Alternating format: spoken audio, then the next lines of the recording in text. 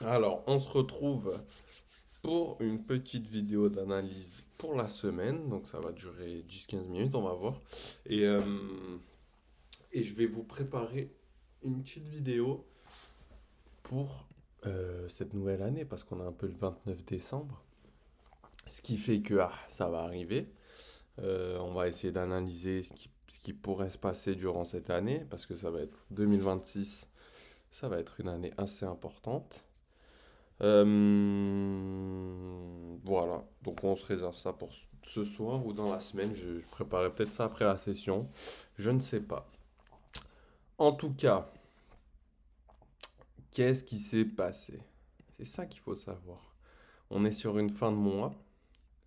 On est sur une fin de mois très haussier. Donc on avait eu une inside bar, on l'a pris. Bon, on commence à réagir. On a réagi. On n'a pas du tout réagi en vrai. Mais actuellement, on est sur une belle bougie de vente. Vous voyez? On est actuellement en train de créer une belle englobante. Bon, il n'est que 13h40, donc il y a le temps, quoi. Mais enfin, donc ouais, on est sur une belle phase baissière actuellement sur notre gold. On a une réouverture ici, c'est ça? Non, notre réouverture, elle a eu lieu là. Et ok, juste ici. Euh, je regarde juste en 1 heure, du coup, ce qu'on a eu. Parce qu'on avait un prix qui était en train de s'essouffler. On pouvait observer ça. Le prix était en train un peu de s'essouffler de sa période haussière. Donc, à voir. Et il est venu. Il n'a pas encore réagi ici. Ok. Juste, je vais continuer à regarder ça un petit peu. Donc ici, on avait notre bougie 4 heures qui pouvait faire réagir le marché. Ok, on n'est pas venu encore dessus. Juste regarder en daily un peu. Voilà, on est sur un méchant imbalance daily. Juste ici. Hop, juste le noter que c'est du daily.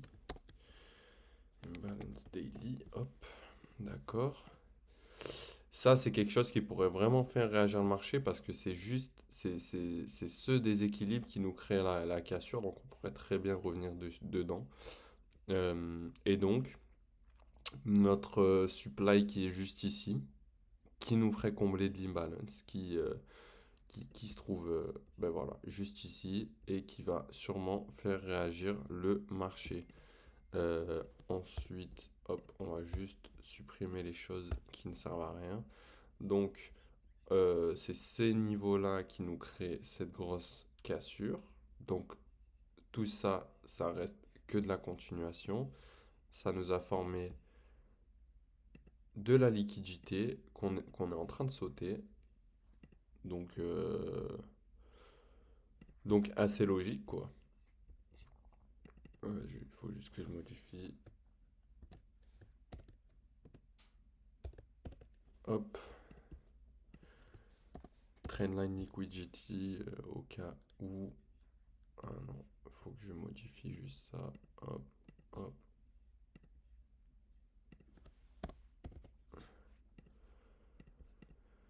On a notre trendline qui est juste ici. Et donc, on est actuellement sur un STB. Et potentiellement, on pourrait obtenir un spring. En sachant que euh, notre, euh, notre VWAP monthly est ici. Ça fait un petit moment qu'il n'a pas été touché. Ça fait 2 semaines quand même. Et je pense qu'il va juste venir rééquilibrer le prix.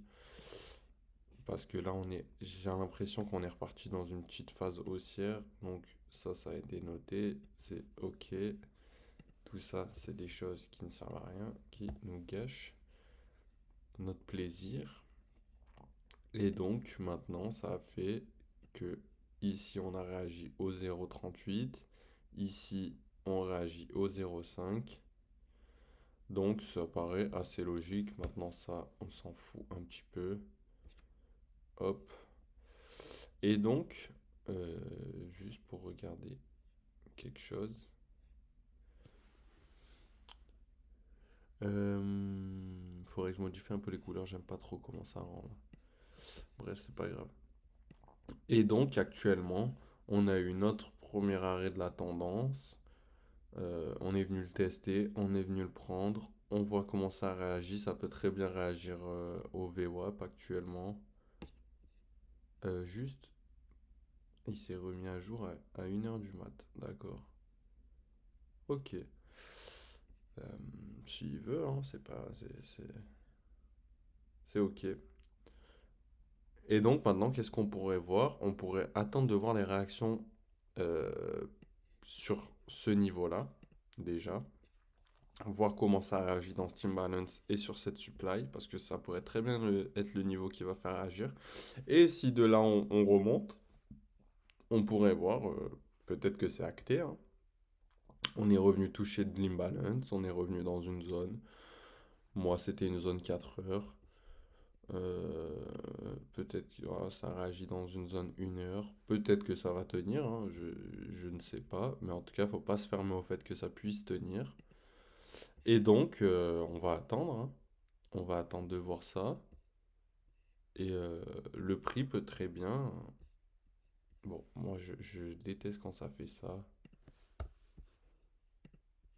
Je déteste quand ça se. C'est chiant.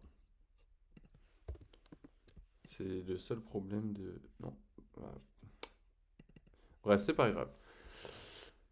Et en tout cas, du coup, on va voir si ça vient ici, comment ça réagit. Et on va voir comment ça va réagir à ces VWAP. Si on vient le break potentiellement, qu'on pourrait se réappuyer dessus et partir. Euh, En tout cas, on peut s'attendre potentiellement à une journée haussière, fin de mois, 29 décembre. Il nous reste 3 jours, ça veut dire que demain on est le 30 et mercredi on est le 31, d'accord? Ce qui fait que ouais, on peut avoir une journée très haussière pour finir l'année en beauté. Ça me choquerait pas qu'on finisse sur un plus haut historique cette année. Euh, je vois pas ça comme un scénario de retournement actuellement. Je vois plus ça comme une sorte de consolidation pour repartir. Euh, avec cette trendline, on peut le voir. Là, il y a pas mal de stops qui ont été échassés. Tu viens, tu crées tes petites vagues. Là, on risque d'avoir un petit BOS, de repartir en dessous pour repartir ensuite. Euh, c'est ce qu'on va essayer de jouer, hein, de toute façon. Donc, voilà. On verra. Bref, de toute façon, je vous fais une petite vidéo, enfin une grosse vidéo plutôt, pour ce qui va se passer l'année prochaine.